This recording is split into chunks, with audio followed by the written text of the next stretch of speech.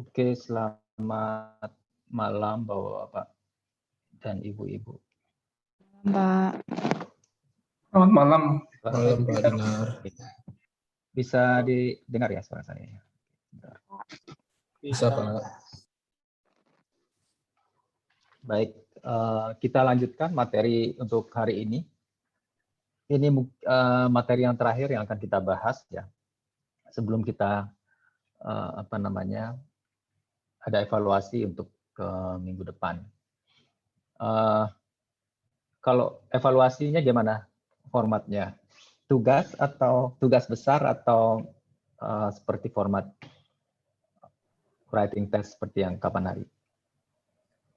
Tugas. Tugas ya.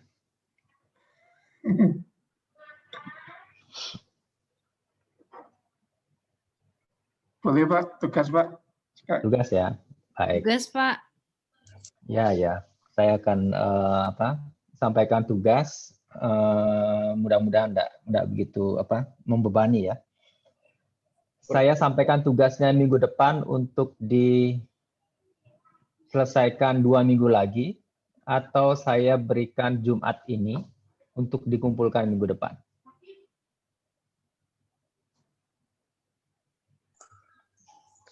Minggu depannya hari Tugas pribadi ya Pak Depan aja Pak.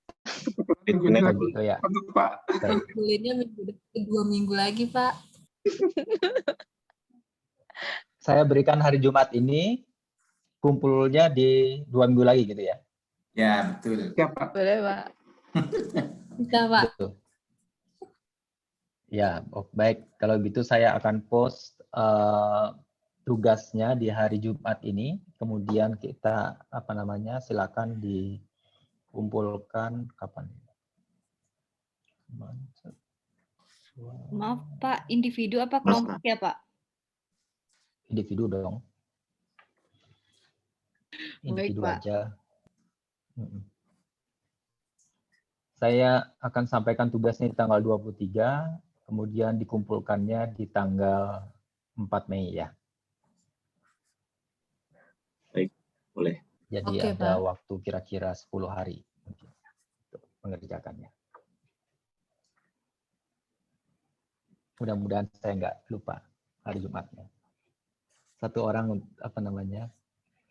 mengingatkan mungkin. Baik, hari ini kita akan membahas tentang masih dengan integer programming. Namun kita akan coba menggunakan integer programmingnya untuk kajian supply chain ya. Jadi mendesain supply chain. Ini lebih ke strategik, artinya yang akan kita bahas adalah kalau kemarin kita sudah membahas 0-1 integer programming ya, kemudian yang pure integer juga sudah. Hari ini kita membahas tentang mixed integer programming. Jadi hanya sebagian saja decision variables yang kita set sebagai integer. Ya, selebihnya bisa decision variablesnya bisa berupa bilangan real gitu ya. Nah, facility location problems itu nama generik modelnya gitu ya. Ada yang menyebutkan dengan CFLM gitu ya, Capacitated Facility Location Model. Ya karena kita ingin menentukan di mana fasilitasnya ya. Jadi kalau kita punya beberapa kandidat fasilitas, kita ingin menentukan di mana letak fasilitasnya dan bagaimana pola distribusinya. Jadi kira-kira ini gabungan antara penentuan lokasi dan juga model transportasi.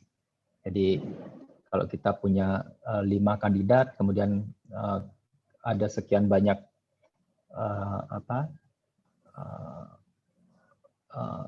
demand location ya, jadi lokasi demand-nya. Kemudian kita ingin menentukan di mana sih sebenarnya lokasi yang fasilitas mana yang perlu kita bangun ya.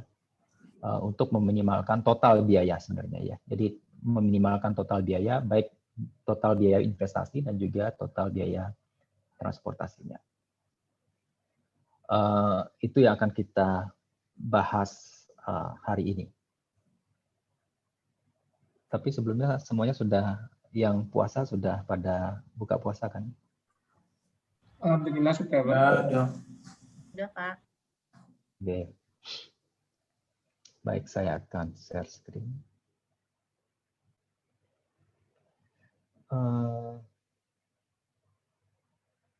Baik.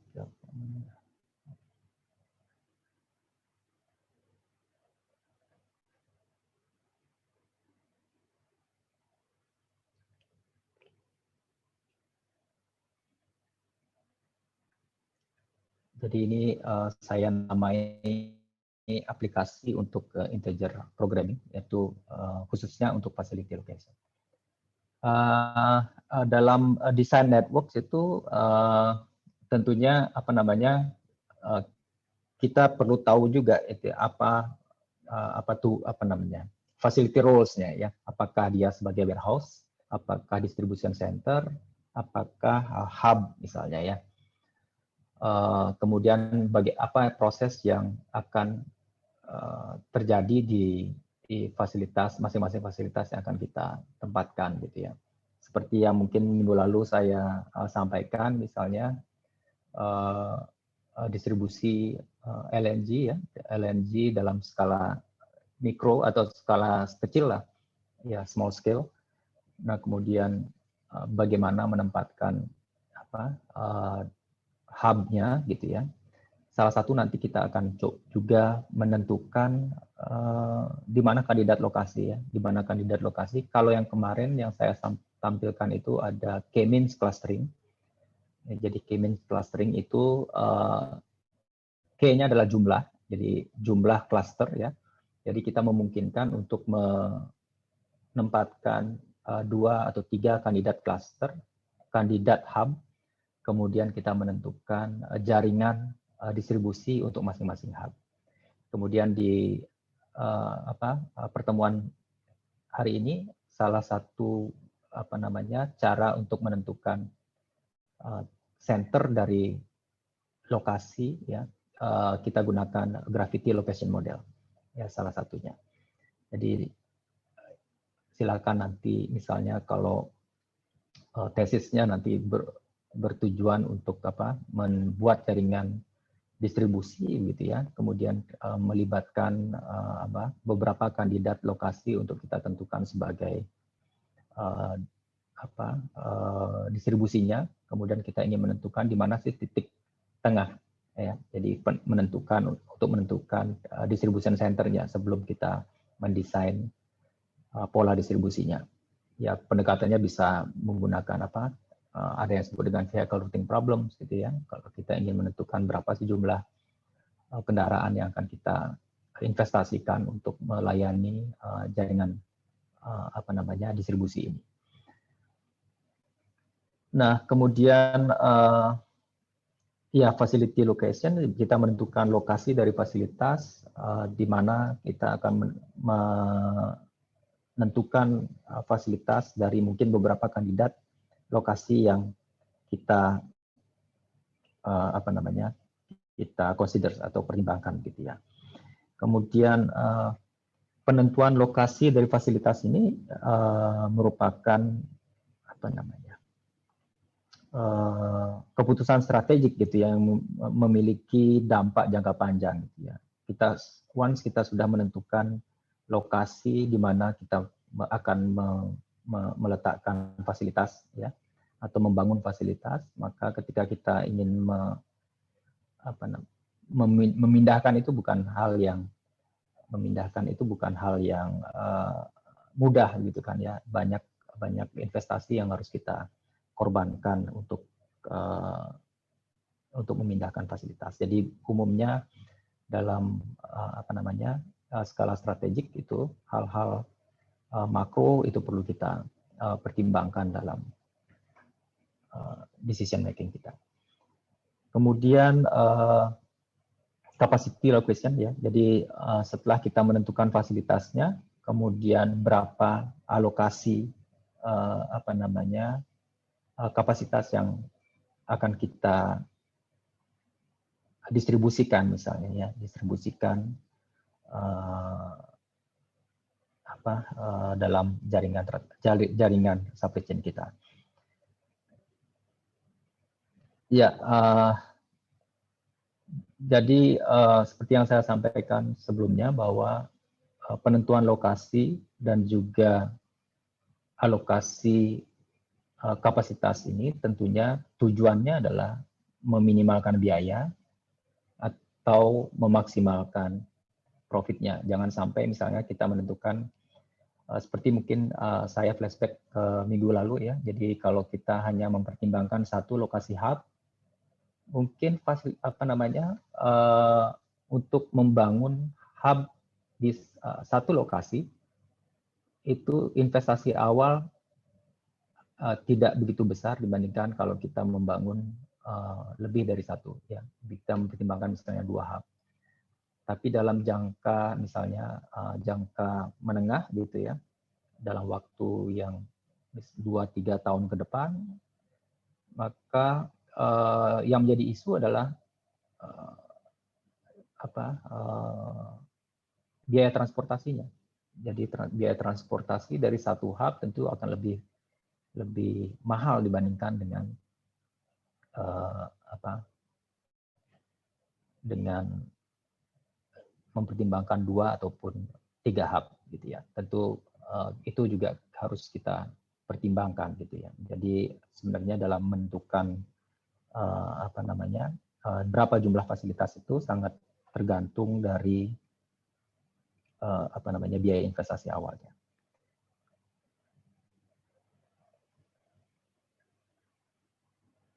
Nah, ini adalah beberapa faktor mungkinnya yang dapat mempengaruhi keputusan dalam desain network ya, dalam desain jaringan distribusi kita. Jadi saya mungkin tidak akan terlalu banyak membahas ini ya, karena dalam saya lebih ke model facility location-nya ya. Tapi perlu diketahui ya, beberapa hal atau faktor yang bisa mempengaruhi dalam desain network ya, sebagai contoh adalah strategic faktornya gitu. Kandidat mungkin misalnya lokasi di mana harga dari tanah gitu ya, misalnya ya, karena kita butuh tanah, harga tanah di sekitar itu bagaimana gitu ya. Banyak sekali misalnya kalau di bidang kami ya, di bidang kelautan itu lebih mudah kita untuk melakukan investasi di luar bukan di daerah onshore-nya, tapi di daerah offshore-nya, jadi di lautnya begitu ya. Jadi beberapa salah satu misalnya kalau di Bali itu ya, jadi Pelindo Energi Logistik itu daripada dia membangun tangki yang besar gitu ya di darat, di mana harga tanah itu mahal, kemudian mereka juga tidak terlalu pasti dengan apakah nanti daerah atau Bali ini bisa digunakan sebagai hub atau tidak. Maka salah satu pilihannya adalah membawa dia ke luar daratan gitu ya. Jadi kita menggunakan floating structure seperti kapal yang difungsikan sebagai tangki. Jadi kalau harga tanahnya murah di beberapa kandidat itu, mungkin semakin banyak fasilitas yang kita bangun akan semakin baik ya, karena dia lebih responsif gitu ya, lebih bisa menjangkau market.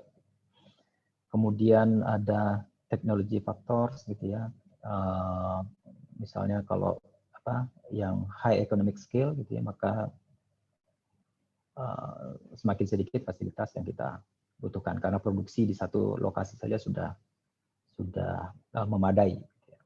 Kemudian ada macroeconomic faktor seperti tarif, kemudian tax insentif, exchange rates, demand risk, freight dan fuel cost. Gitu ya. Jadi freight dan fuel cost ini juga menjadi hal yang penting gitu ya. Mungkin kalau di Indonesia karena policy satu harga untuk fuel cost gitu ya, misalnya untuk baik untuk darat, laut itu sama ya, satu harga. Gitu ya. Kalau kita bicara di Eropa misalnya, ya ada port to port, city to city gitu ya, terutama untuk kapal misalnya, port to port dari satu negara ke negara yang lain, fuel cost-nya berbeda. Biaya bunkering-nya berbeda. Biaya mengisi bahan bakarnya itu berbeda. Jadi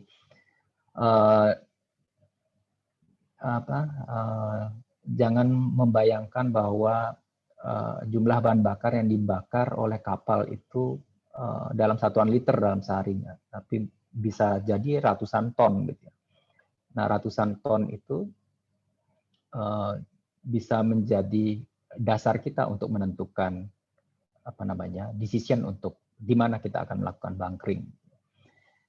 Sebagai contoh misalnya dari port A ke port B, pelabuhan A ke pelabuhan B, apakah kita nanti akan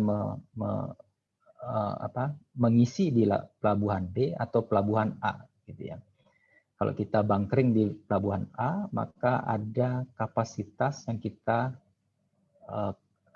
muat yang kita korbankan gitu ya. Karena kapal itu ada maksimum draft ya, atau syarat air maksimum yang perlu dipertimbangkan. Jadi semakin banyak bahan bakar yang mereka angkut, maka ada berat yang mereka korbankan yang seharusnya mereka bisa angkut. Mereka bisa mengangkut muatan di sana. Ya, misalnya dalam satu kontainer 20 ton, kalau kebutuhan bahan bakarnya adalah 400 ton dalam satu rute itu, maka sebenarnya dia sudah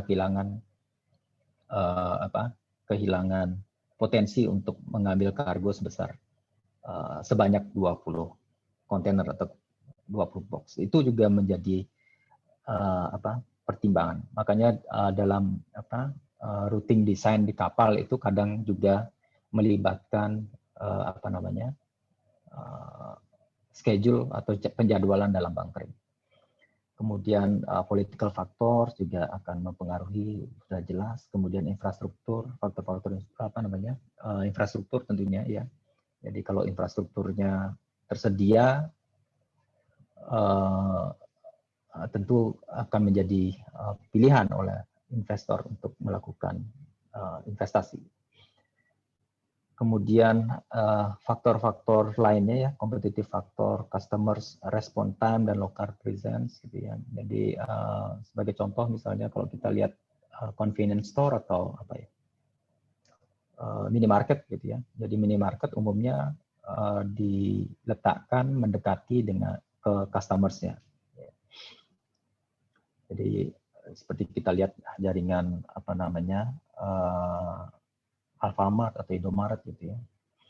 Kemudian logistik dan facility cost. Ini ini saya ambil dari salah satu buku, saya lupa judulnya gitu ya. Jadi di sini mereka menentukan ada 4 tahapan dalam desain supply chain gitu ya. Strategiknya apa, kemudian regional facility configuration-nya yang terdiri dari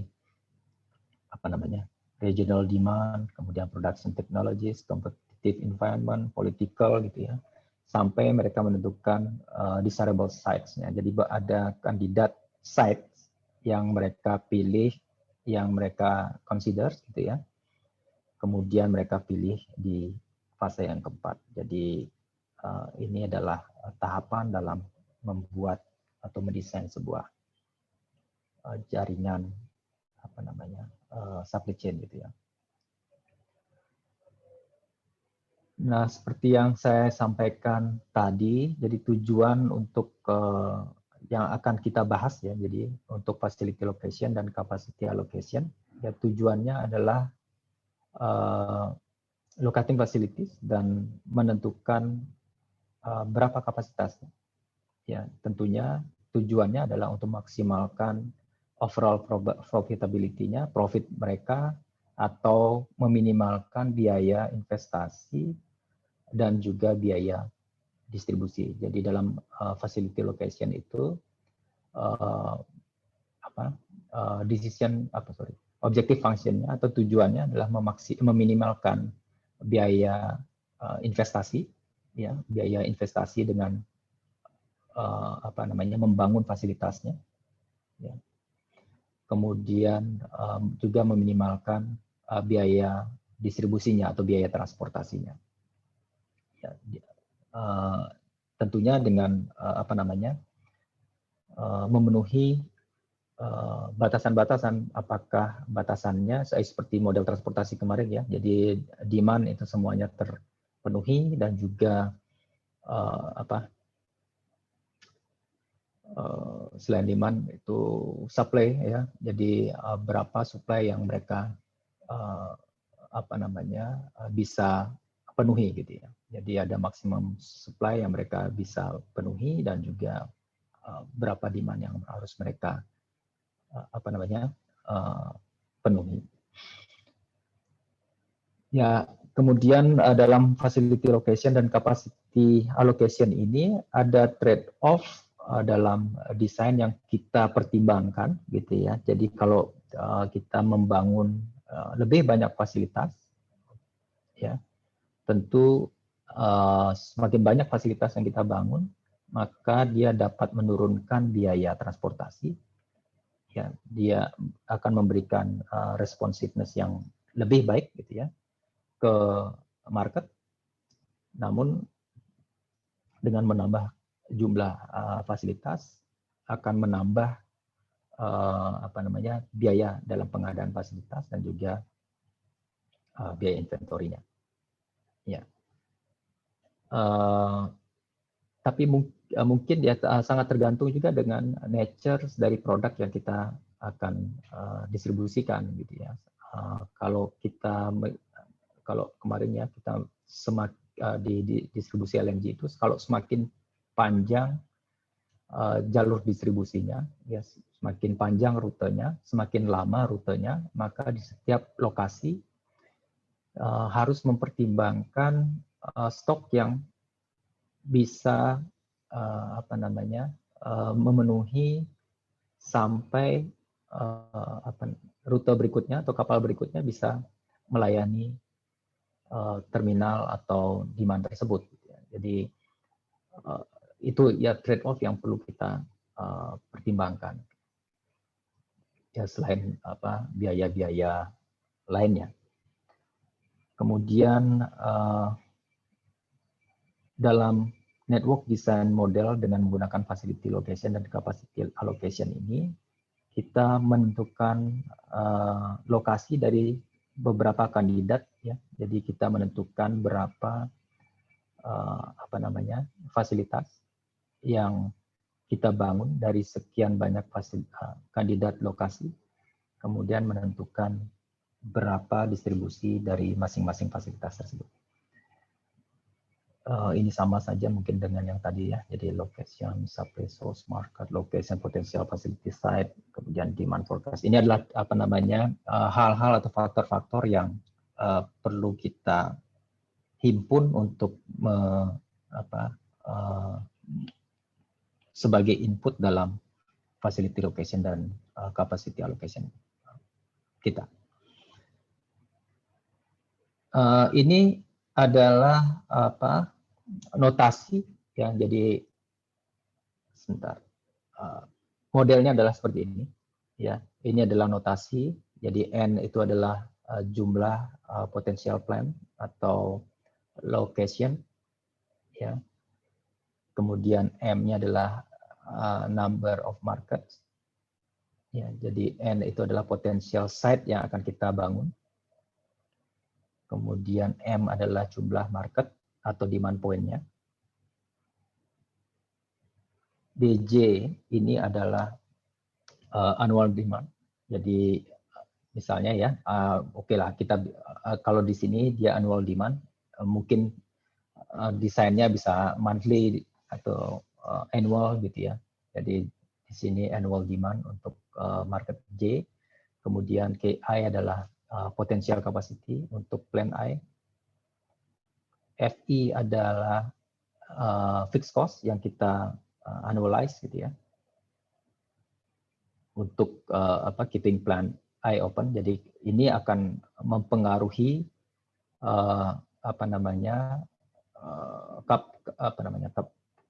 capital cost kita ya. Jadi FI ini adalah fixed cost untuk kita membangun atau meletakkan fasilitas di lokasi tersebut. Kemudian CIJ ini adalah biaya ya, biaya atau shipping cost gitu ya. Bisa jadi hanya melibatkan shipping cost saja, bisa jadi melibatkan proses lainnya ya, production atau inventory atau shipping cost misalnya bisa kita rata-ratakan, atau handling cost gitu ya. Jadi cost of producing and shipping one unit dari plan I to market J. Jadi ini adalah notasi yang akan kita gunakan dalam membangun model untuk facility location ini. Nah, dalam capacitated plan location model atau facility location model gitu ya. Jadi ini adalah decision variables yang kita gunakan. Jadi yang seperti yang saya sampaikan, kita ingin menentukan di mana lokasinya dan berapa alokasi yang kita distribusikan, kan gitu ya. Jadi untuk penentuan lokasi,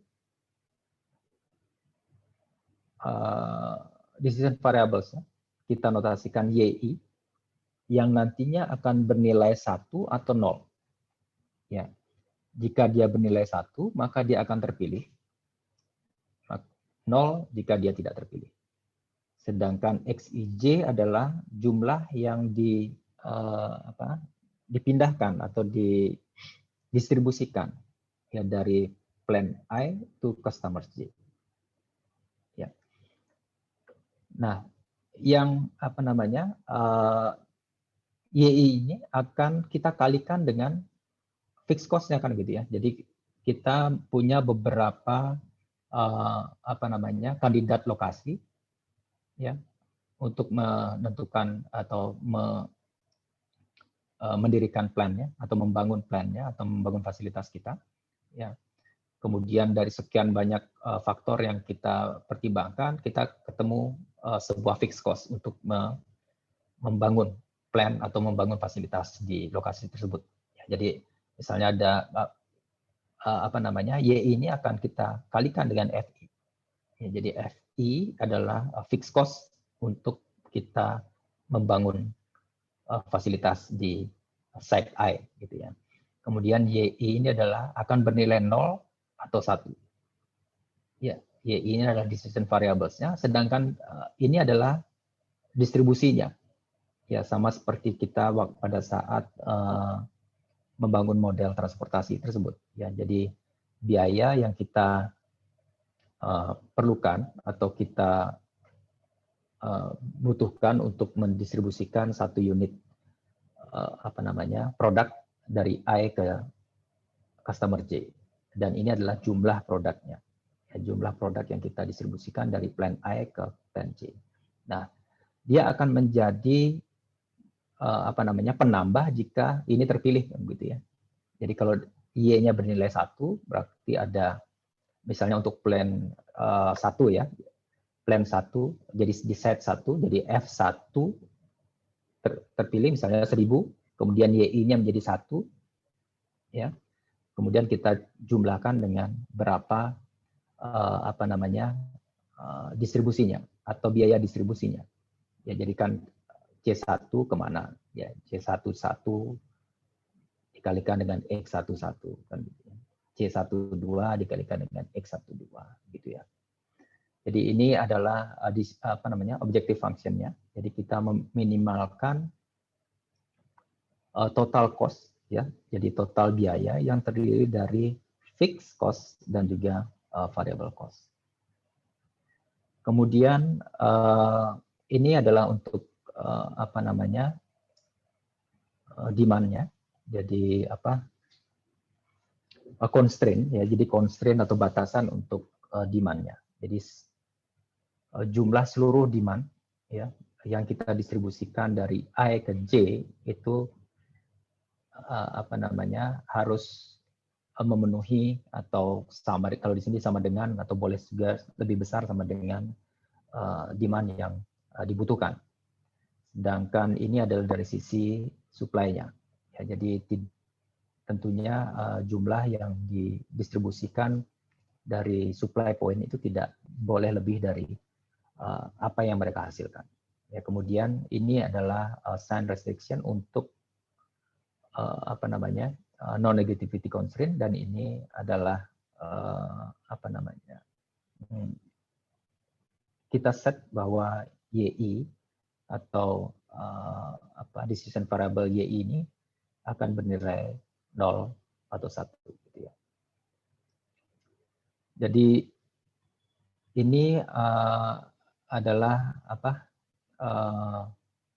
model generik untuk capacitated plan location model, atau kadang disebut juga dengan facility location model. Ya, jadi kita berusaha untuk menentukan atau mendesain sebuah jaringan di mana kita meminimalkan total biaya yang terdiri dari fixed dan juga variable cost. Ini contoh, mungkin saya juga sudah post ini materi ini dan juga Excel-nya ya. Jadi nanti silakan di download kemudian dipelajari, dan saya juga tidak menutup kemungkinan bahwa tiap mahasiswa juga bisa mendevelop model spreadsheet-nya sendiri gitu ya. Jadi tidak harus sama dengan apa yang sudah saya contohkan di Excel-nya. Jadi ada sebuah perusahaan bernama Sun Oil gitu ya. Jadi dia mempertimbangkan ada beberapa fasilitas ya. Jadi mereka akan mendistribusikan ke 5 region ya, di North America, South America, Europe, Asia, dan juga Afrika. Kemudian mereka ingin menentukan di lokasi mana mereka akan menempatkan fasilitasnya. Apakah di Amerika Utara, apakah di Amerika Selatan, Eropa, Asia, maupun Afrika. Ini adalah biaya ya. Jadi biaya produksi dan juga transportasi untuk 1 juta unit produknya. Sedangkan ini adalah total demand-nya. Jadi total demand di North America adalah 12 juta unit. Di Amerika Selatan itu 8 juta unit, Eropa 14 juta unit, Asia 16 juta unit, dan Afrika 7 juta unit. Ada 2 tipe plan yang akan mereka, atau 2 tipe fasilitas yang mereka akan bangun ya, atau mereka pertimbangkan, yaitu yang low capacity plan dan juga high capacity plan. Ya. Jadi ini adalah kapasitas untuk yang low capacity plan, di mana low capacity plan memiliki kapasitas 10 juta unit. Sedangkan yang high capacity plan 20 juta unit dengan fixed cost-nya adalah 9.000. Sedangkan untuk fixed cost untuk low capacity plan-nya adalah 6.000 di North America. Ini untuk North America ya. Jadi tipe plan-nya sama, 10 dan 20. Namun biaya untuk membangun fasilitas itu untuk di setiap lokasi itu berbeda-beda. Ya, di Amerika Utara itu 6.000 untuk yang low capacity, untuk yang fixed cost 9.000, di Amerika Selatan 4.500, untuk yang low capacity 6.750 yang high capacity plan. Begitu seterusnya, yang termurah di sini Asia dan Afrika ya. Jadi Afrika itu 4.000 fixed cost-nya untuk low capacity plan, dan high capacity plan-nya adalah 6.000. Jadi kita punya FI-nya ada berapa? Ada 10 sekarang ya. Jadi untuk yang baik untuk 5 untuk yang low capacity plan dan 5 untuk yang high capacity plan. Jadi kita ingin menentukan berapa biaya atau minimum biaya untuk establishment atau membangun si fasilitas ini, dan juga biaya transportasinya. Ini adalah model yang kita bangun gitu ya. Saya mungkin akan share.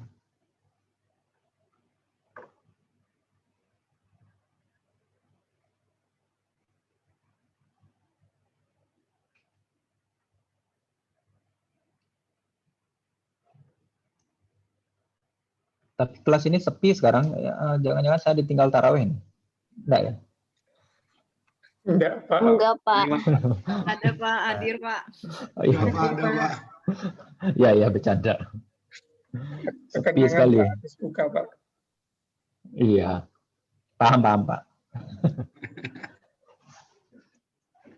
Baik, ini adalah model spreadsheet yang saya bangun gitu ya untuk capacitated facility location model kita. Jadi ini adalah datanya, kemudian ini demand datanya ya. Kemudian ini adalah supply-nya tentunya. Jadi ada dua, yang low capacity plan maupun yang high capacity plan gitu ya. Jadi nanti kita ingin menentukan berapa jumlah yang didistribusikan dari masing-masing lokasi gitu ya. Dari Amerika Utara ke Amerika Utara berapa, Amerika Utara ke Amerika Selatan berapa, gitu seterusnya, selama dia terpilih kan gitu ya. Jadi kalau yang North America terpilih, maka akan ada distribusi dari North America ke wilayah lainnya. Kalau dia tidak terpilih, maka tidak akan ada distribusi dari Amerika Utara ke daerah lainnya. Kemudian ini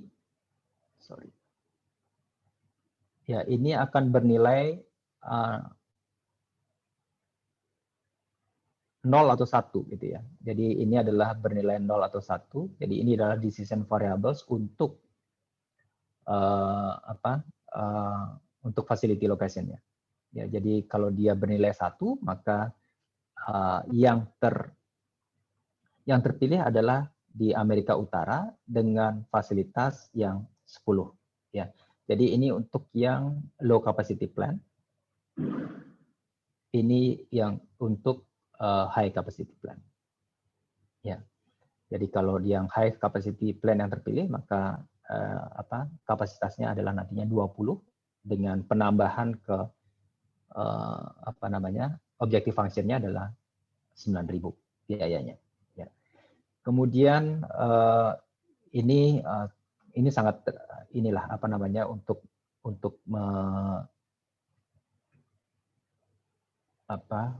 menghitung saja ya. Jadi berapa sih excess capacity kalau kita punya 10 atau 20 kapasitas plan, kemudian yang didistribusikan hanya 8 misalnya, maka kita punya excess produknya adalah 2 unit. Jadi ini sebenarnya perkalian ya. Jadi perkalian ini ditambah ini dikurangi dengan jumlah yang kita distribusikan dari North America.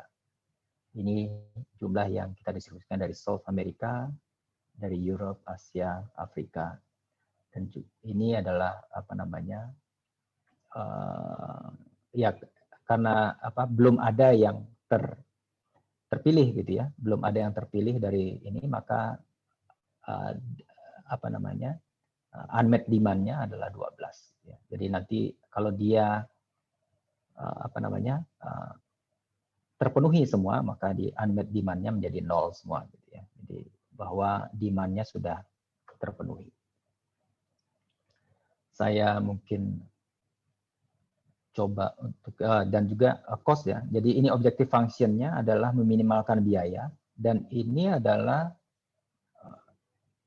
paham dapatnya dari mana kan ya?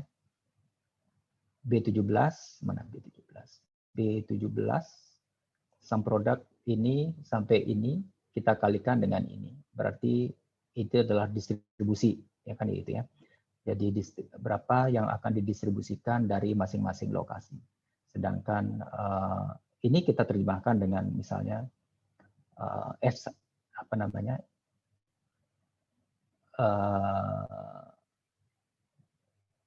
kalau YI-nya adalah yang low capacity, maka adalah perkalian ini dengan ini kan gitu ya, yang low capacity, karena dia nantinya akan menambah biayanya untuk yang low capacity. Kalau yang terpilih adalah high capacity, maka kita kalikan ditambah dengan sum product ini dengan ini. Jadi ini adalah untuk menerjemahkan FI sigma I sampai dengan N, FIYI ya ditambah dengan sigma double sigma gitu ya. Jadi I sama dengan 1 sampai N, C sama dengan 1 sampai M, CIJ, XIJ. Ya.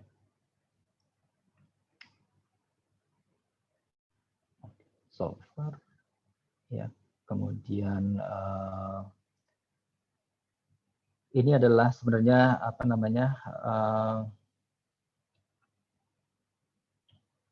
restriction untuk non negativity. Jadi ini sebenarnya bisa kita hilangkan saja ya.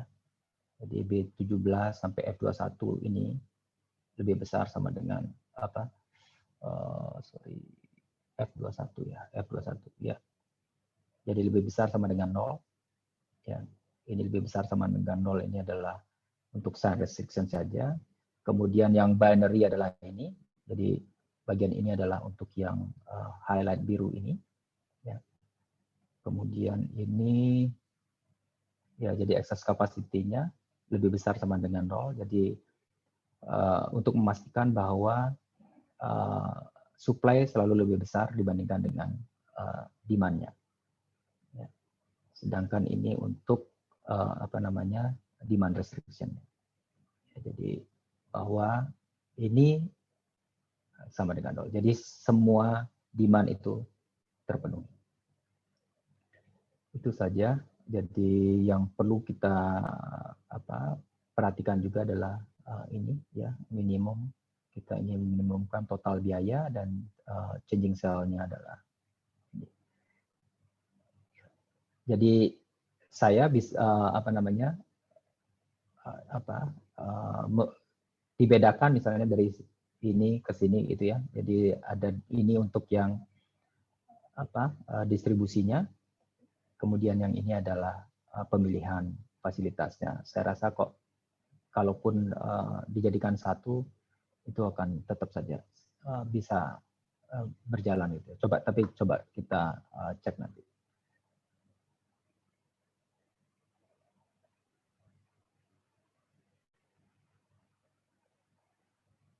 Ya, jadi kita bisa lihat di sini bahwa solver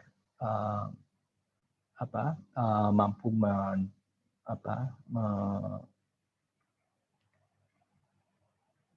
mendapatkan solusinya ya, jadi optimal solutionnya.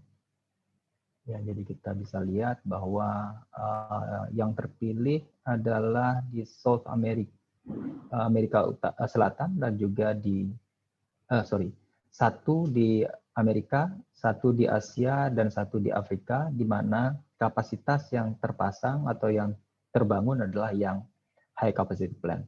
Jadi high capacity plant di Amerika Selatan, capacity plant di Asia, dan capacity plant di Afrika. Ya. Jadi ini sebenarnya kan 8,8 dikali 10 pangkat minus 16 jadi kadang yang muncul di solver nilai yang bukan nol seperti ini ya. Jadi semestinya ini kan sangat kecil, nilai yang sangat kecil. Jadi sebenarnya nilainya adalah nol. Jadi kalau kita lihat ini adalah decision variables untuk fasilitasnya. Jadi fasilitas yang kita bangun adalah yang high capacity plant di Amerika Selatan, Asia dan Afrika, kemudian yang didistribusikan dari Amerika Selatan adalah 12 ke Amerika Utara, 8 ke Amerika Selatan, ya. Kemudian kita dari Europe tidak ada tentunya. Dari Asia itu ke Europe adalah 4 juta unit, kemudian ke Asia sendiri adalah 16 juta unit. Ya. Sedangkan untuk di Afrika kita lihat bahwa dia akan dipenuhi oleh Afrika sendiri. Dari Afrika ke Afrika itu ada 7 juta unit dan juga ke Eropa ada 10 juta unit. Ya. Kalau kita lihat ada excess capacity di Afrika sebesar 3 juta unit. Nah, ini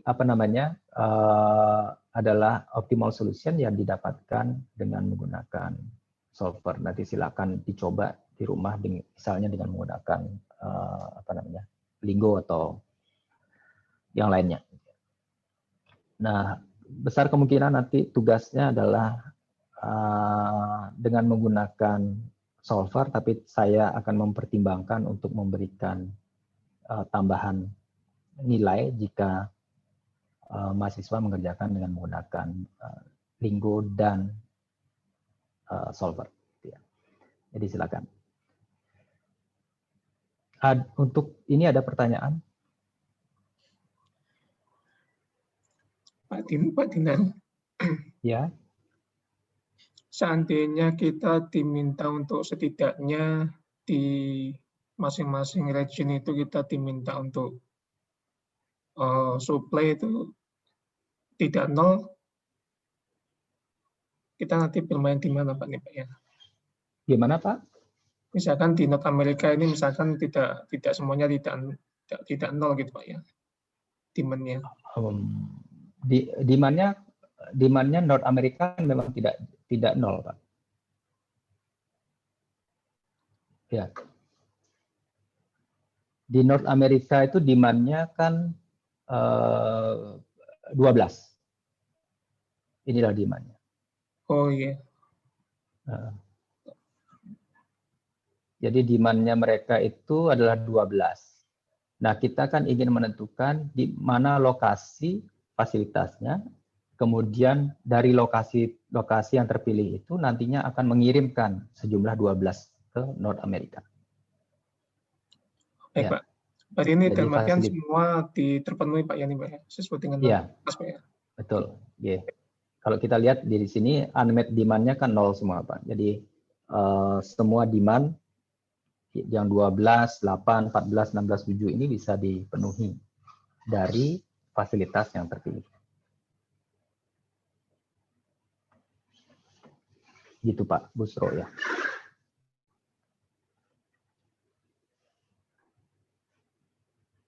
Ada lagi Pak?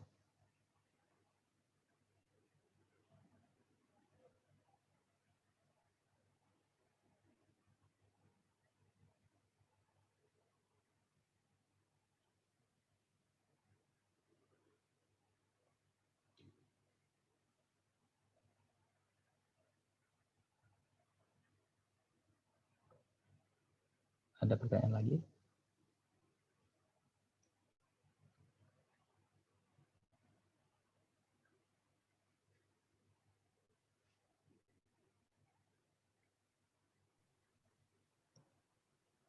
Oke, sebentar. Ini kan kurang lebih hampir kalau proses itu bisa saya gunakan di sini kan juga bisa sebenarnya bisa juga gitu ya. Jadi dalam menentukan di mana hub-nya sebelum kita menentukan distribusinya, pola distribusinya misalnya, ya saya juga bisa melakukannya dengan menggunakan pendekatan yang tadi gitu ya. selama kita punya beberapa kandidat, kemudian kita tentukan berapa fixed cost yang bisa kita fixed cost untuk mengadakan atau mengkonversi pelabuhan ini menjadi sebuah hub port untuk LNG, kan gitu ya. Kalau kita bandingkan misalnya, yang sekarang secara fasilitas yang memadai hanya benua saja, gitu ya. Kalau kita lihat ya dari benua ke Alor sini, Kalabahi dan Kupang itu terlalu panjang ya Pak ya. Jadi kalau kita apalagi nature-nya LNG itu tidak bisa disimpan dalam waktu lama, gitu ya. Karena LNG itu temperaturnya di minus 162 derajat Celcius. Jadi dengan adanya peningkatan suhu, maka akan ada sejumlah kargo yang akan nanti menjadi uap gitu yang harus kita buang. Tangki-tangki tertentu itu bisa menjaga temperatur itu tetap terjaga di minus 160 sehingga tidak terjadi yang kita sebut dengan boil off gitu ya. Jadi itu sangat mempengaruhi bagaimana pola distribusinya. Nah, setelah ini kita akan membahas tentang gravity location model. Jadi gravity location model itu pendekatannya dengan menggunakan Euclidean distance, jadi menentukan lokasi atau titik pusat lah kira-kira ya, jadi titik pusat dari sebaran demand location gitu. Sedangkan yang kami lakukan di sini adalah dengan menggunakan K-mean clustering. Jadi mungkin saya sudah juga sampaikan kemarin ya.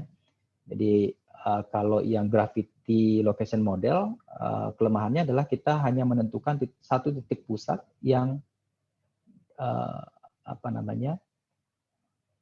yang nantinya memiliki jarak yang jumlah jarak yang terdekat dengan lokasi lainnya, ya lokasi demand kita. Gitu ya. Sedangkan kalau K-means clustering ini kita memungkinkan untuk memilih atau menentukan mana lokasi yang kita assign dia sebagai hub misalnya ya. Misalnya di sini yang kami assign sebagai hub adalah Benoa dan juga Labuan Bajo gitu ya. Jadi Flores dan juga Benoa. Nah, K-mean clustering kita menentukan dua lokasi ini, kemudian kita menentukan lokasi-lokasi mana yang nantinya akan disuplai dari hub yang kita pilih. Ya, jadi kalau di sini kita bisa lihat bahwa kalau Denpasar sebagai pusatnya atau hubnya, maka ada 3 lainnya, lokasi lainnya yang didistribusikan dari Denpasar. Ya. Kalau yang K-mean clustering ini yang kami gunakan hanya mendasarkan pada kedekatan dari jaraknya. Ya. Yang akan kita bahas sekarang pada gravity location model adalah selain jarak, kita juga mempertimbangkan kuantitas atau jumlah yang akan kita distribusikan dan juga biaya. Ya. Saya balik ke materi kita.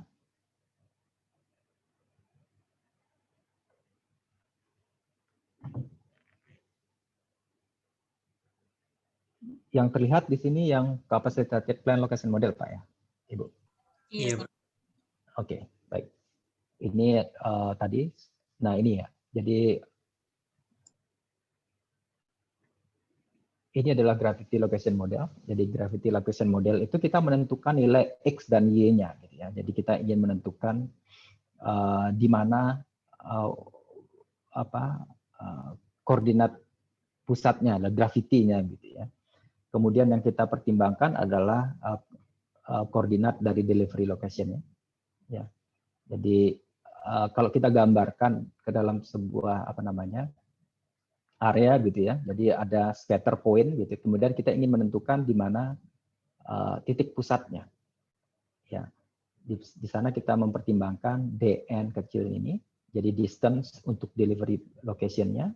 kemudian D besar ini adalah kuantitas yang atau jumlah yang akan kita pindahkan, ya, dari fasilitas kita dan kemudian marketnya, kemudian juga biaya shippingnya. Jadi untuk menentukan di mana titik X dan Y ini, kita mempertimbangkan total transportation cost yang di dalamnya merupakan fungsi dari jarak, jumlah yang dikapalkan atau jumlah yang dipindahkan, dan juga biaya. Ya. Kemudian DN atau jarak itu kita hitung dengan menggunakan Euclidean distance, ya. Jadi DN itu sama dengan akar X minus XN kuadrat ditambah Y minus YN kuadrat. Kemudian koordinat X itu kita hitung dengan menggunakan persamaan ini, ya. Sigma N minus 1 sampai K, DN XN FN dibagi dengan distance-nya, dibagi dengan sigma DN FN dibagi DN, ya nanti akan ketemu XN-nya. Begitu juga dengan Y, ya. Jadi untuk setiap kandidat lokasi kita untuk setiap demand location kita hitung berapa jaraknya. Jadi Euclidean distance. Ini sebagai contoh, ya, ada perusahaan steel appliances. Dia akan membangun akan mensuplai di daerah Amerika sana, gitu, ya. Kemudian ada 3 plant, Buffalo, Memphis, Louis, gitu, ya. Kemudian ini adalah koordinatnya untuk masing-masing lokasi fasilitas itu, ya, Buffalo, Memphis, St. Louis. Kemudian marketnya ada di 5 lokasi ini, di mana transportation cost-nya ini, ya, dan ini adalah kuantitasnya. Ini adalah koordinatnya. Jadi kalau kita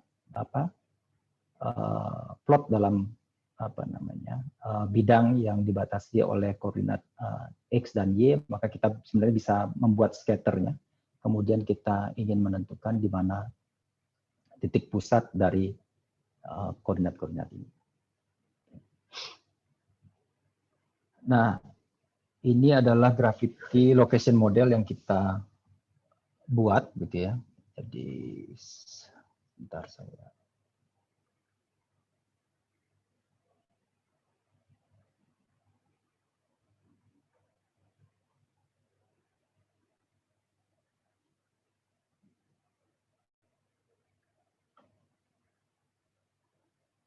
Ya, jadi ada satu file yang saya share di MyITS Classroom, dan kita punya ada 4 model yang dalam satu file tersebut, ya. Jadi capacity location model, kemudian ada gravity location model, allocation ini ya mudah mestinya, ini adalah model transportasi yang sudah kita bahas di minggu-minggu sebelumnya, dan ini juga sama dengan yang ini, hanya ada case lain, ya, yang kita buat di worksheet ini. Jadi ini kita hitung, ya. Jadi DN tadi kan kita sudah bisa melihat atau di slide sebelumnya, DN itu adalah Euclidean distance yang didasarkan dari XN dan YN-nya, gitu kan, ya. Kemudian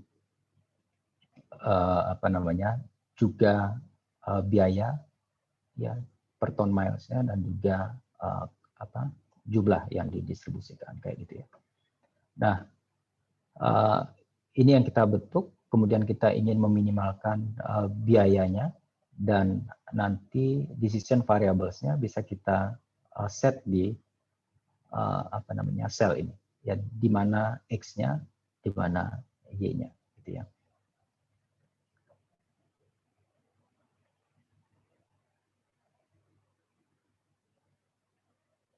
Jadi ini ya, jadi ini adalah objektifnya. Objektifnya tentunya adalah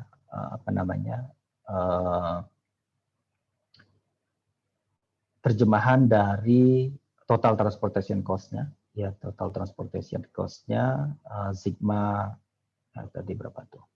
DN kali D besar N dikali dengan Fn. Ya. Kita ingin meminimalkan biayanya, kemudian kita changing cell-nya adalah ini, gitu ya. Jadi modelnya simple mestinya, ya. Jadi kalau kita lihat bahwa kita meletakkan fasilitas itu, ya, jadi titik pusat untuk network-nya adalah di koordinat 681 dan 882. Ya tentunya kalau kita punya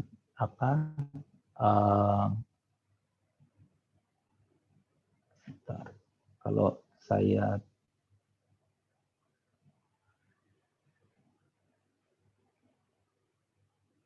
balik ke sini,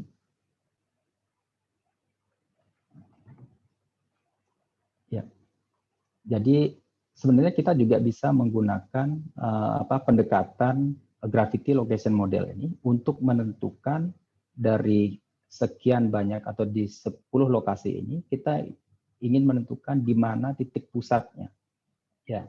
Atau kalau kita ingin menentukan satu hub saja, ya satu hub saja yang menjadi center point dari semua lokasi ini. Kalau itu kasusnya, maka kita bisa melakukan dengan menggunakan gravity location model itu.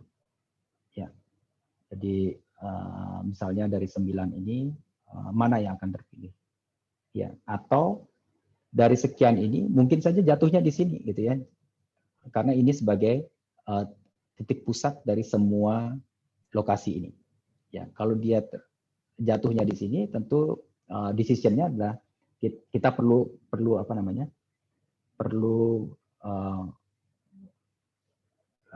bisa jadi post optimality ya. Jadi kita tentukan mana yang paling dekat dari titik ini. Ya, 6K, 7K atau 5 gitu ya. Jadi itu salah satu pendekatan yang bisa kita gunakan dengan menggunakan gravity location model. Tapi kalau Bapak dan Ibu-ibu nanti ingin menentukan beberapa lokasi di mana misalnya berdasarkan survei yang Bapak Ibu lakukan, ya, berdasarkan survei yang kita lakukan, kita menentukan 5 itu tidak mungkin bisa dijadikan hub. Yang mungkin kita jadikan hub adalah 7 ini dan benua misalnya. Karena misalnya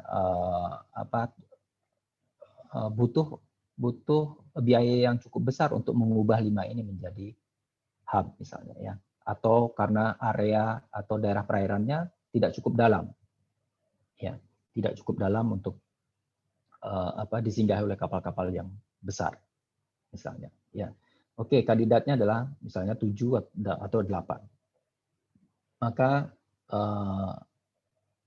kita bisa menentukan atau kita bisa menentukan mana wilayah atau daerah yang akan dilayani oleh masing-masing hub tersebut. Dengan salah satu yang bisa kita gunakan adalah dengan menggunakan K-means clustering. Ya, jadi kalau kita ingin melibatkan lebih dari satu hub, satu titik pusat, ya, maka salah satu yang bisa kita gunakan adalah K-means clustering. Ya. Jadi kalau ada 3 yang kandidat yang misalnya kita mempertimbangkan lebih banyak lokasi, ada 20 lokasi, kemudian berdasarkan survei yang sudah kita lakukan, ada 4 kandidat yang atau 4 hub atau titik pusat yang dimungkinkan. Nah, itu kita bisa gunakan K-means clustering. Jadi itu kalau nanti Bapak dan Ibu-ibu menemukan kasus seperti itu, jadi silakan nanti atau bisa menggunakan K-means ataupun juga gravity location model. Mungkin saya lanjutkan dulu. Yang muncul sekarang apa? Gravity location Gravity model. location model. Oke. Ini mungkin sudah. Kemudian kalau ini sih demand location ya, artinya ini sama dengan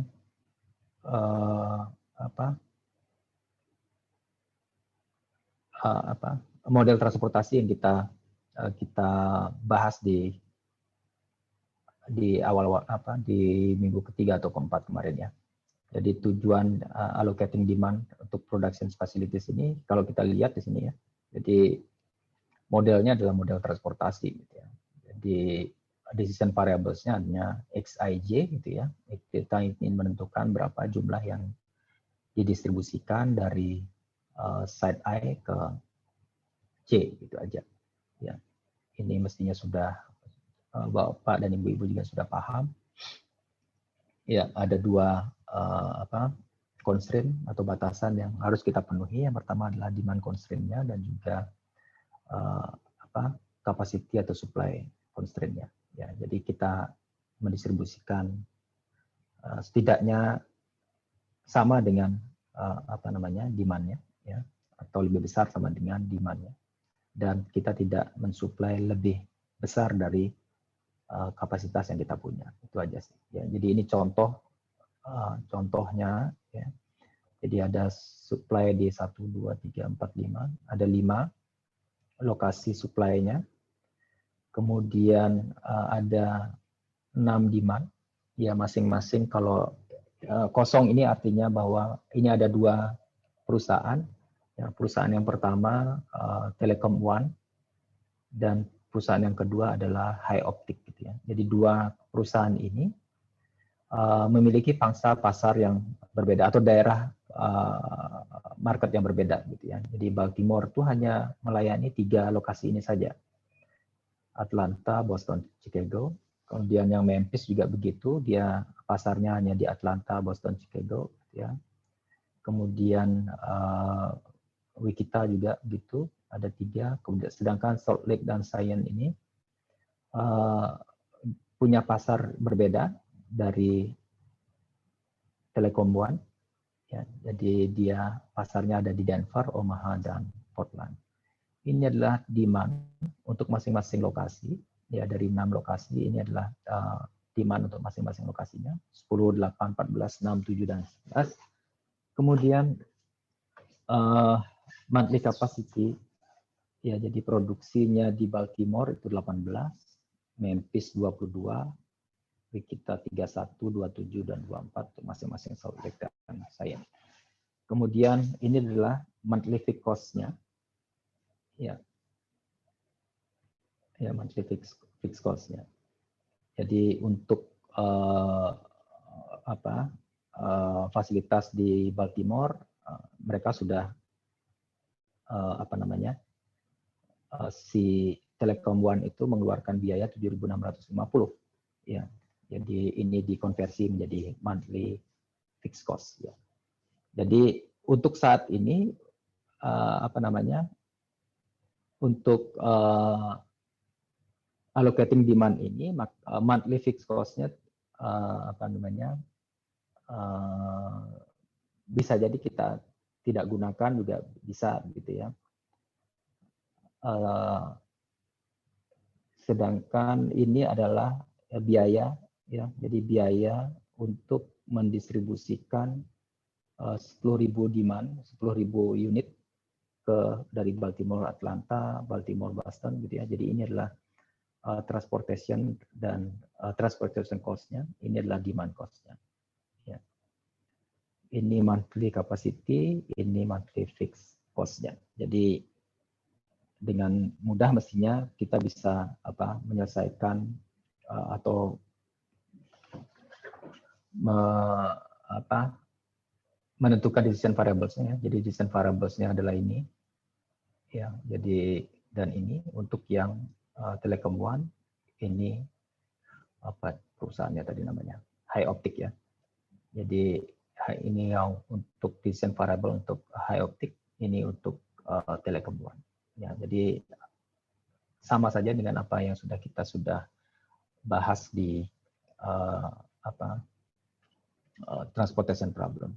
Mestinya tidak ada masalah. Nanti silakan nanti kita akan bahas setelah kita bahas yang ini. Ya, saya akan bahas yang Excel filenya setelah kita selesaikan slide ini.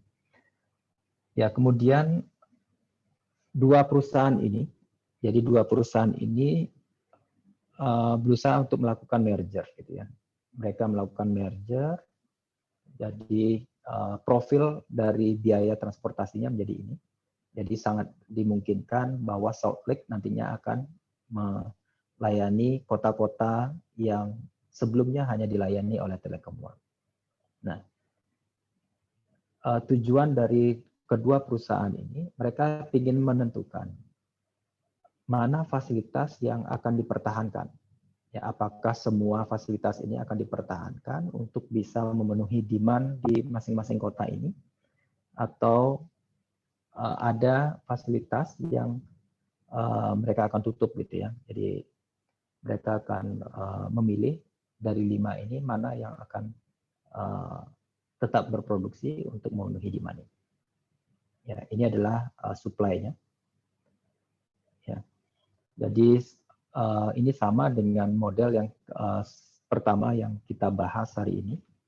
Ya, jadi tujuannya adalah untuk meminimalkan total cost-nya, di mana terdiri dari fixed dan variable cost. Jadi sama seperti yang model yang pertama. Ya. Kemudian dengan model yang sama, kita bisa melihat bahwa dari kelima plan yang mereka punyai ya setelah merger, maka yang mereka pertahankan hanya 3, ya, Baltimore, Memphis, Zion, gitu ya. Ada 3 yang mereka cukup 3 yang mereka pertahankan untuk bisa memenuhi seluruh demand. Jadi itu model yang keempat yang kita bahas hari ini. Jadi dengan merger kita bisa menentukan mana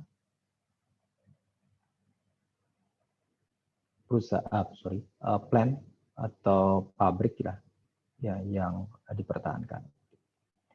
Jadi ini ya, jadi mestinya tidak ada masalah. Jadi ini hanya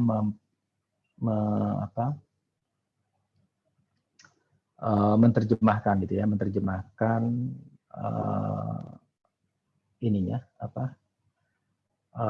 model yang kita punya, gitu ya.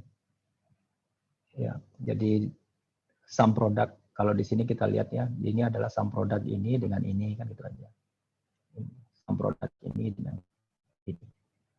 Ya, kemudian demand-nya adalah ini lebih atau sama dengan 0, sama dengan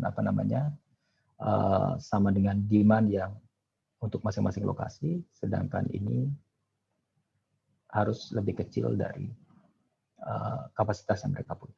Itu aja. Ya.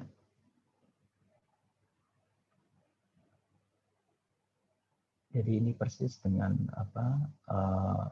model transportasi yang sudah kita bahas kemarin. Ya. Jadi yang kita pertimbangkan hanya biaya transport dari total biaya, ya. Jadi total biaya transport dan juga jumlah, ya. Jadi ini adalah total biaya transportnya, ini adalah jumlah yang didistribusikan, itu aja. Ya, jadi monthly fixed cost-nya tidak akan berperan di sana karena tujuannya adalah si fasilitas ini, jadi supply city ini harus memenuhi demand-nya. Ya, ada atau tidak ada yang mereka distribusikan dari Baltimore ke Atlanta, tapi mereka akan tetap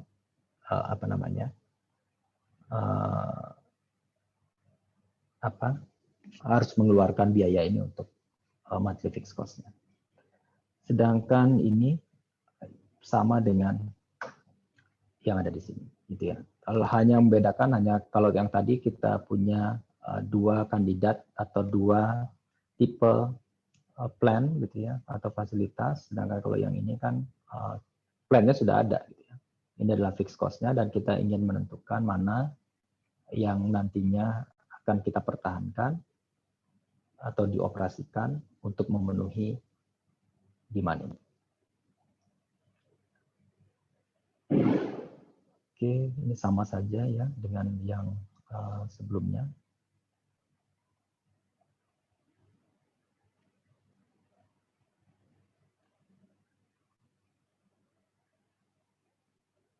Oke, jadi seperti yang saya sampaikan tadi, ada 3 lokasi yang terpilih, ya.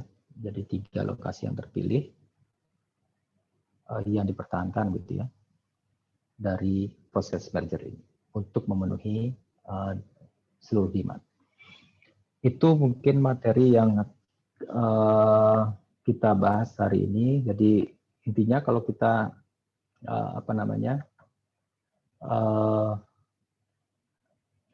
di tesis itu kadang kita tidak bisa menyelesaikan atau susah menyelesaikan masalah yang besar dengan menggunakan satu pendekatan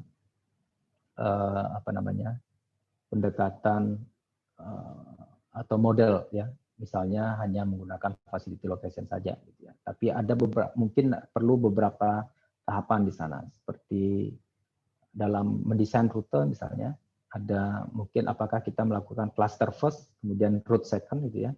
Jadi kita melakukan cluster dulu, baru kita mendesain rutenya. Ataukah mendesain rutenya dulu, baru kita baru kita clusterkan, gitu ya. Tapi umumnya yang lebih mudah untuk mengurangi jumlah kombinasi, ya, jumlah kombinasi, maka yang bisa kita lakukan adalah salah satunya adalah cluster first, baru route second, gitu ya. Mungkin saya jelaskan sedikit dengan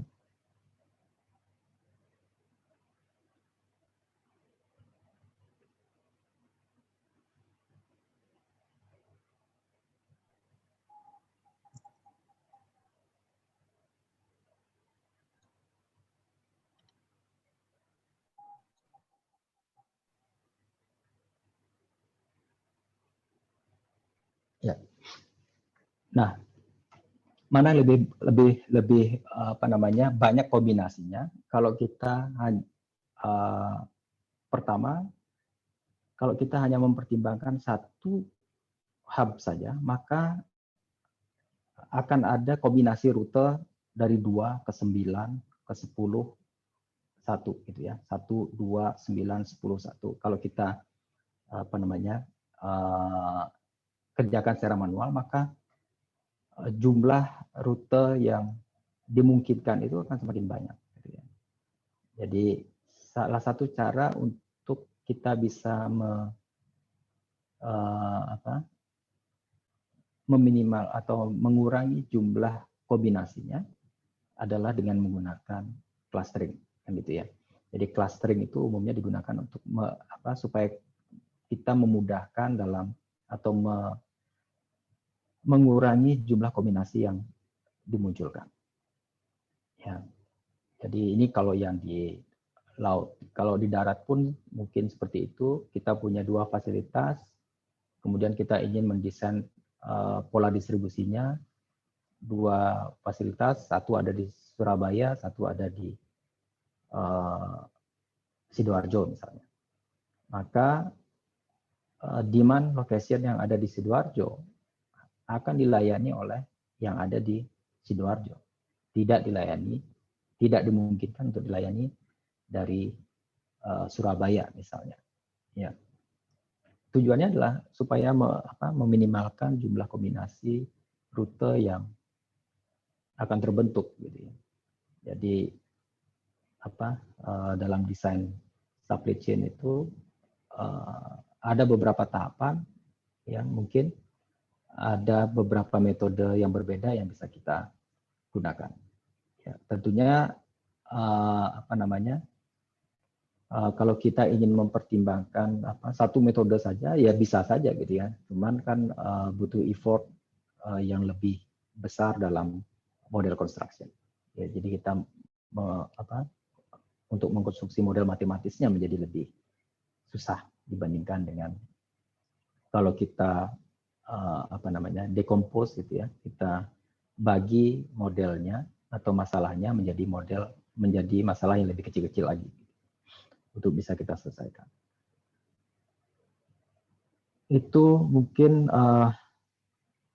materi yang kita bahas di hari ini. Monggo kalau misalnya ada pertanyaan.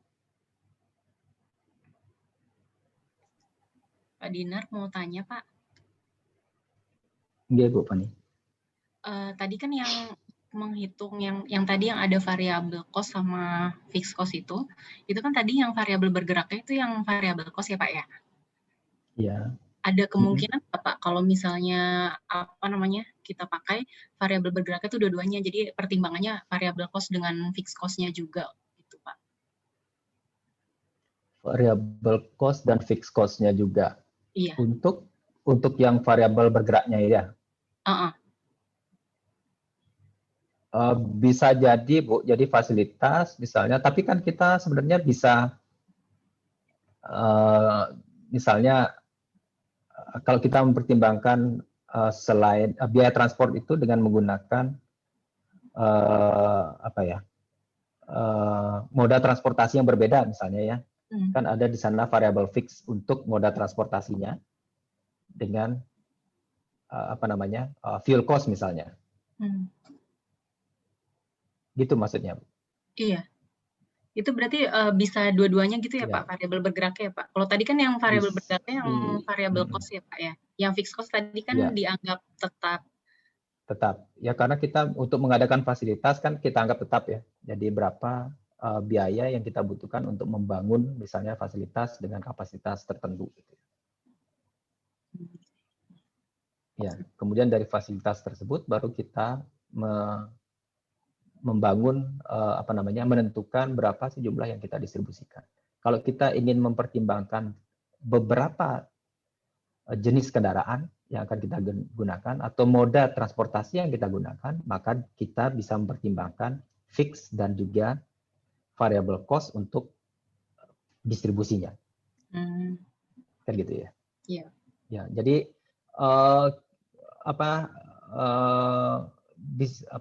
objective function itu bisa kita detailkan dengan lebih detail dengan mempertimbangkan faktor-faktor lain.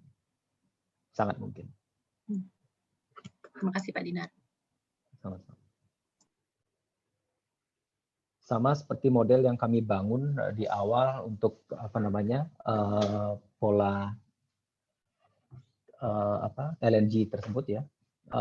Yang kemarin saya perlihatkan itu belum mempertimbangkan berapa investasi untuk inventory tangkinya. Yes. Misalnya semakin yang kita pertimbangkan baru jumlah tangki yang di-handling di pelabuhan, di tiap pelabuhan atau di tiap terminal. Tapi berapa jumlah tangki yang diinvestasikan kan juga sangat dipengaruhi oleh rute yang kita pilih. Semakin panjang rutenya, maka kapasitas yang harus disediakan di masing-masing lokasi akan semakin besar dibandingkan kalau misalnya dia datang setiap hari. Gitu.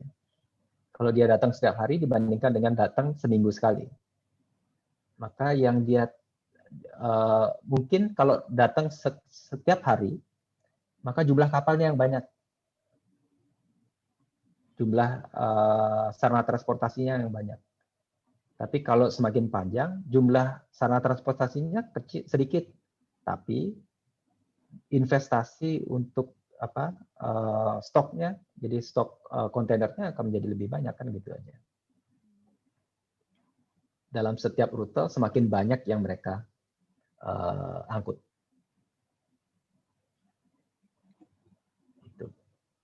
Jadi ya, jadi objective function itu sangat tergantung dari cost komponen dan juga variable-variable lain.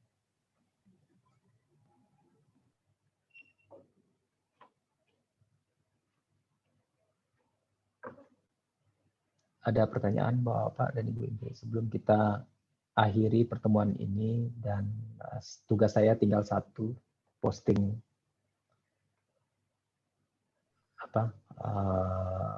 tugas yang perlu dikerjakan mulai Jumat besok. Mudah-mudahan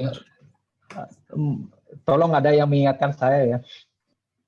Siapa tahu besok setelah vaksin saya lupa ingatan.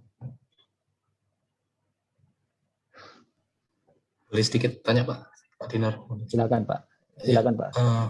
Pak, tadi yang model gravity location model itu tadi kan dikasih contoh ya Pak ya, yang tipe yang untuk cluster tadi yang menentukan titik koordinat. Itu kan tadi kalau contohnya tadi posisinya di tengah laut gitu Pak, yang nggak pas posisinya. Itu kan tadi mengambil yang paling dekat kalau nggak salah. Itu ada perhitungan lagi Pak untuk menentukan titik terdekatnya, atau diambil yang paling pendek aja Pak, mungkin koordinatnya seperti apa Pak ya? Ya artinya apa namanya? Memang sebenarnya kalau apa namanya gravity model itu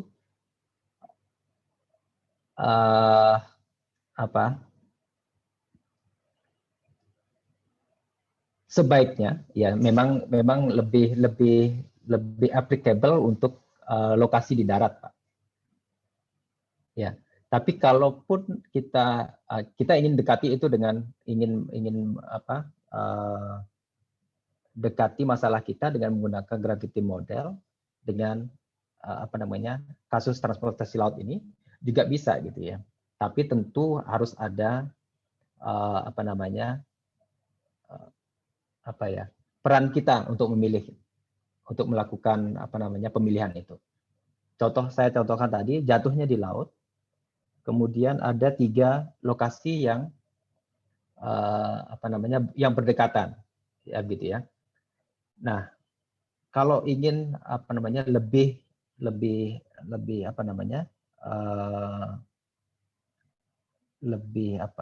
pasti itu ya, maka sebaiknya kita mempertimbangkan masing-masing ketiga itu. Jadi kalau misalnya ada kota A, B, C atau pelabuhan A, B, C yang berdekatan dengan titik pusat tadi, maka kita coba A, kita coba B, dan kita coba C. Kecuali sangat dominan Pak ya. Jadi sangat dominan dekat dengan C, ya udah kita pilih C aja. Itu Pak. Baik Pak. Ya, kadang kan juga ya kelemahannya gravity model juga kita menggunakan Euclidean distance ya. Jadi Euclidean distance kalau kita lihat aja petanya di Surabaya atau di peta di Jawa Timur gitu ya. Jarak itu kan tidak diagonal gitu kan. Kalau tadi kan Euclidean distance itu artinya diagonal gitu Pak ya. Padahal kan sangat mungkin jalannya berliku-liku, belokan, kemudian satu arah gitu kan ya. Nah, itu kelemahan dari gravity model. Dia semata-mata mencari titik pusat dari sebaran lokasi. Baik Pak, terima kasih Pak Dinar. Ya. Jadi kalau misalnya kalau Bapak ada matriks jarak ya, jadi matriks jarak belum tentu jarak A ke B itu sama dengan jarak B ke A. Ya, tapi kalau di laut sih umumnya sama. Ya. Tapi kalau di darat kan ada yang satu arah, ada yang 2 arah, ya kan beda-beda biasanya.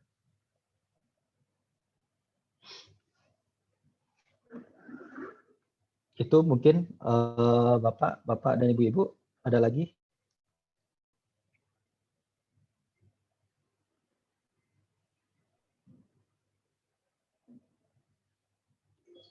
Pak, tanya Pak, kalau linggo itu opsional saja Pak ya, dipelajari ya, ya wajib ya Pak? Oh, ya artinya saya juga harus memberi apresiasi untuk mahasiswa yang bisa menyelesaikan dengan menggunakan Linggo nantinya di tugas kita yang terakhir ya.